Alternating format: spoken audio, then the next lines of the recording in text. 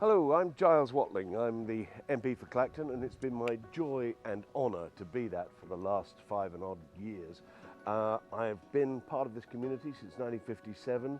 I want to go on representing you, and I'm one of the few people who have ever represented this constituency who actually live in it, and I enjoy doing so and will continue to do so. So I'm out in all weathers, and here I am in Jaywick.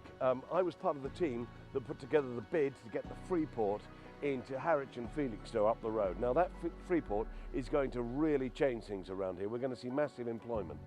And I then took it even further. I then got the Chief Executive Officer and the Chairman of the Freeport, and I put them in my car and I took them around the area. I showed them Jaywick, I showed them Clacton, I showed them Walton, I showed them Frinton, I showed them all over. And I said, this area needs to feel the investment from Freeport. And if it doesn't, I'll be the first to cry out failure. Healthcare is one of the most important issues facing Clacton. I helped get rid of a poor GP provider, and I worked very hard to get £17 million for this hospital here. When Ipswich and Colchester hospitals merged, we could have lost out, but we got the £17 million. We built a community diagnostic centre, the most significant step in decades here, and we're going to get more GP providers on the ground.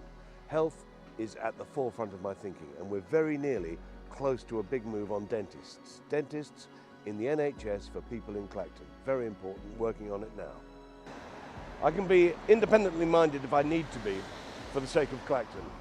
And when I was contacted by the Chief Executive Officer of Tendring District Council, being told that there was going to be an Asylum Hostel open here, I got in touch with Robert Jenrick, the Minister, and got an invitation to the Home Office, and I managed to stop it dead in its tracks. And that's the kind of action I'm prepared to take on behalf of Clacton and the people of Clacton. We have to stop these migrant asylums just opening up willy-nilly anywhere across the district, and I'll do that. I campaigned and got a change in the precinct so that we can get more police in Clacton.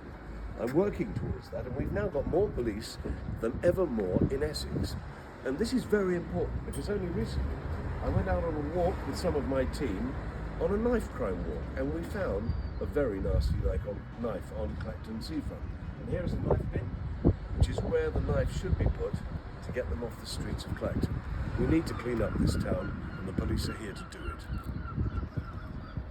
So I work with the Chief Executive and the councillors of Tendring District Council on a very important mission, and that was, as soon as levelling up funds were distributed and being distributed, we worked really hard, and eventually we got £20 million for Clacton Town Centre, something I'm really proud of. It's going to really change this place and lift it up for the better.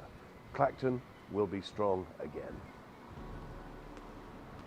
When dealing with mindless red tape, you'll always find me front and centre. So we had an issue here in Walton where there was a sea wall breaking down over there. The Marine Management Organisation had to issue a licence. After 13 weeks, when we had the councillors on side, we had the local landowner on side, everybody around here on side, they didn't issue the licence. And then I was informed. It took a couple of phone calls and kicking some backsides, and I got some action, and we got that seawall repaired, which was vital, because if it had overtopped, it would have gone into a sewage farm behind it, which would have ruined the Walton backwaters. That's the sort of thing your MP can do for you. So with the Naze Protection Society, we got things done here in Walton. And now I've got a new fight for a local sports club. I'm taking up the cudgels for them. The job isn't finished yet, but I will carry on fighting. Apart from being a local representative, I'm also a national representative. As chair of the Commonwealth Overseas and Development Committee, I've delivered a report on the aid system and looking at the inefficiencies there and make sure that any money that we spend overseas is properly spent. Every pound we spend benefits Britain. Also, I've delivered a report on the Commonwealth and reported to ministers and Number 10 about it. We must engage with that sleeping giant, that family of friends that we've been part of for so long, and Her late Majesty the Queen was a very proud leader of, and we must engage with them and make Britain great again.